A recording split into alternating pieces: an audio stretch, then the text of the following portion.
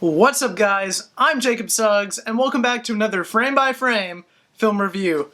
And I myself am a massive fan of musicals. I love stuff like The Phantom of the Opera, Les Mis, you name it. And since the film won a lot of Golden Globes and is probably going to win a lot of Oscars, I figured I'd go check it out. But because my theater decided to be stupid, they picked up a ton of other crappy movies and was like, well, yeah, we'll get La La Land in a few weeks, so just sit tight. So I had to wait like a few weeks because my theater was just being annoying, and I finally got to see the movie at my local cinema, and wow. I honestly don't even know where to begin with this movie. I'm actually kind of speechless. I'll just start out with this. I always like to start out with the plot. So the plot follows Emma Stone and Ryan Gosling, and they play Mia and Sebastian, and they're kind of these dreamers. Like, she wants to be an actress, and he wants to have his own kind of jazz nightclub, and he wants to revive jazz. And music kind of accompanies the film, but we progress through these people's lives and what they want to do, and it's just really interesting. I can't say much without giving too much away. And I don't want to do that because if you've seen the trailer for this movie, you know it's kind of vague, so I want to kind of keep it that way. I honestly wish I would not have made the top 3 best of 2016 yet. I wish I would have waited and knew that I was going to see this movie, because if I did, this would honestly be my number 1 of 2016. I absolutely loved this movie. I thought it was brilliant. I thought it was beautiful. I thought the story was incredible. You definitely need to see this movie. As you might have already guessed, the cast and the acting and all of that, that's phenomenal in this film. Emma Stone is great as this character. She pulls it off. Ryan Gosling I thought was fantastic in this movie, but he never really lets me down anyway, so whatever. The singing, though, is great. Like, I knew Emma Stone could sing, but I haven't heard Ryan Gosling sing. If this is something old and I just haven't heard it, I haven't heard it. But as for me, hearing it for the first time, I was like, wow, that guy can actually sing. Who knew? And they just really pull off these performances. They really accompany the story well, and they really do a great job in this movie. I'm also a fan of the movie Whiplash, which came out, I believe, last year or a few years ago.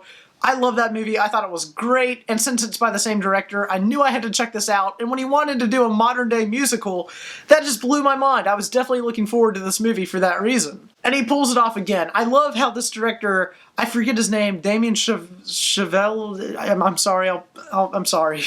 I'm just not good with names. Like, you can tell me your name at a Starbucks and I'm gonna forget it in the next, 2 seconds. But I just want to say kudos to this guy. He wanted to tell a modern-day musical, and he pulled it off and blew all of my expectations out of the water. Now, I forgot who said this, but I also want to bring this up. I heard once that half of what you see in a film is what you hear in a film.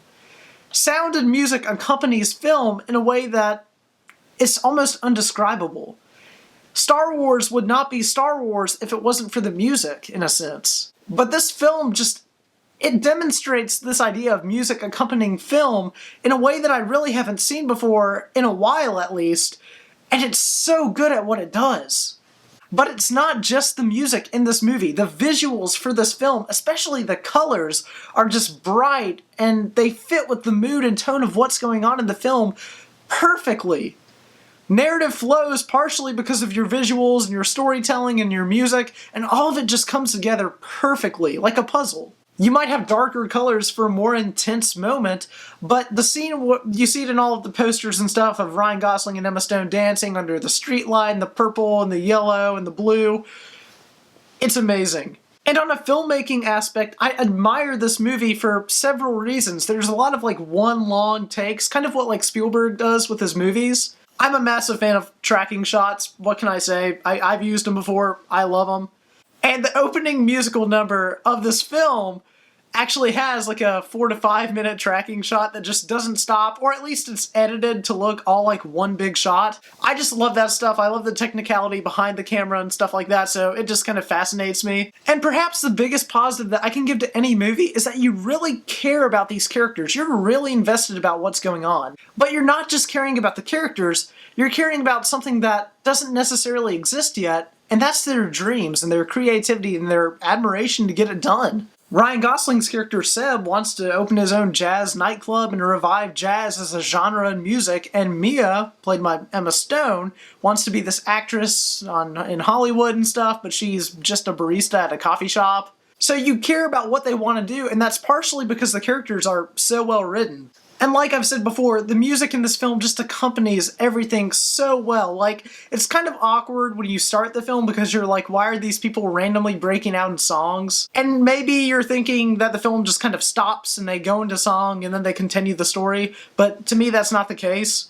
See, this film feels nostalgic. Like, from the beginning of the film, they give you kind of like this, like, CinemaScope, presented in CinemaScope.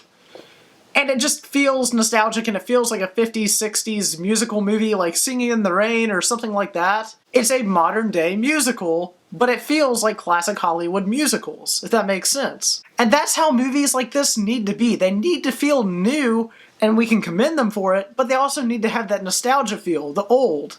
And this film, like everything else, balances out that perfectly. Now, I do want to bring up the ending of this movie. I'm not going to spoil it, I'm not going to say anything else about it, but what I'm going to say is when I first saw the film, it kind of let me down a little bit.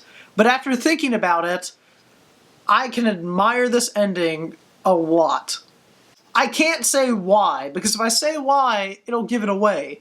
But you just need to know that after I thought about it for a little bit, it really hit me and connected with me, and I was like, that's perfect. And this film also did something that I liked, and it showed that even dreams have consequences to them. Like, not everything's gonna work out perfectly for you.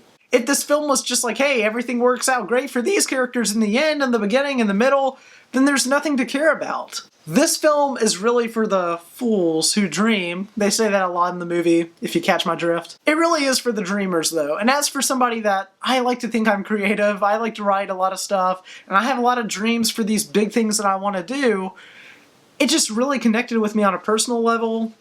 Maybe that's just me, but it connected with me on a personal level. And it just connects to a lot of people that want to dream and do these big things.